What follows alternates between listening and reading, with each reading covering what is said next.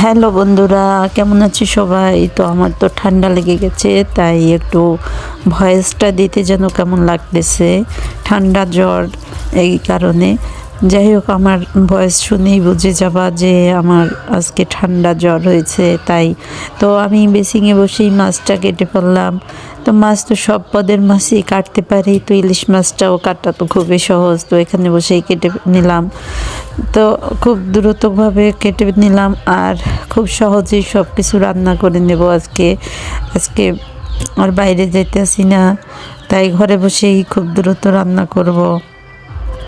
তাই মাছ কেটে নিলাম আর আর কলাই শাকও কেটে নিয়েছি, সব কিছু কাটাকাটি করে নিয়েছি, শুধু মাছটা কাটলেই হয়।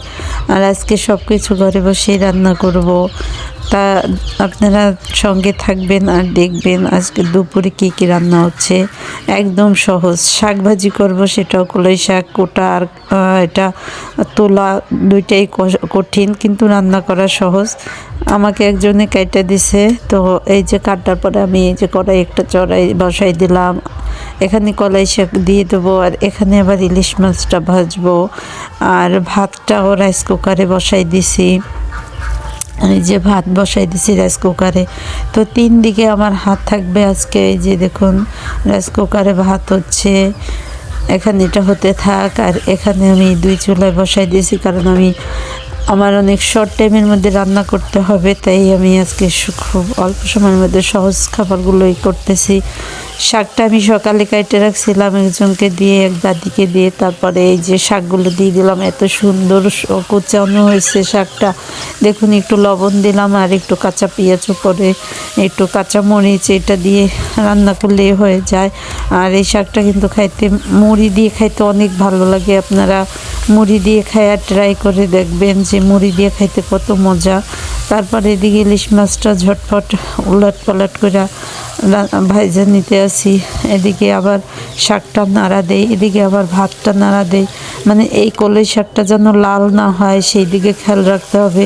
শাক লাল হয়ে গেলে আর ভাল লাগে না খাইতে, তাই সবুজ সবুজ শাকটা খেতে অনেক ভালো লাগে। তাই আমি সবুজ সবুজই খাইতে চাইতেছিলাম, এর জন্য নাড়া দিয়ে রাখতে চাই। তো এদিকে মাছ ভাজা হয়ে গেছে আর এদিকে শাক ভাজি হয়ে গেছে, ভাতটাও প্রায় হয়ে গেছে। তো আমার মাছ ভাজিটা নামাই নিলাম। একটা মাছ ভাজা খেতে ইচ্ছা করতেছে, তাই একটা মাছ ভাজা খাবো। তো চারপাশ দিয়ে পেঁয়াজ দিয়ে দিলাম, একটা মাছ ভাজা রাখবো। তো ভাজা মাছটা ভালো করে পাশাপাশ ভেজে রেখে দিলাম। আর এগুলো সকালে আলু ভর্তা দিছিলাম, তো এগুলো আলু ভর্তা করি নেই, তো নষ্ট হয়ে যাবে বাইরে রাখলে, তাই এগুলো দিয়ে দিলাম।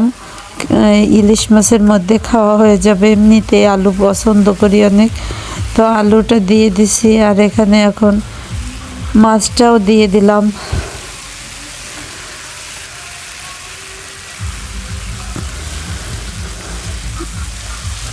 দেখুন, 3 চুলায় 3 দিকে আমার রান্না বান্না খুব অল্প সময়ের মধ্যে কিন্তু হয়ে যাচ্ছে। আমার সব রান্নাই হয়ে গেল, ভাত হয়ে গেছে, শাকভাজি হয়ে গেছে, এদিকে মাছটাও হয়ে গেল। সবাই ভালো থাকবেন।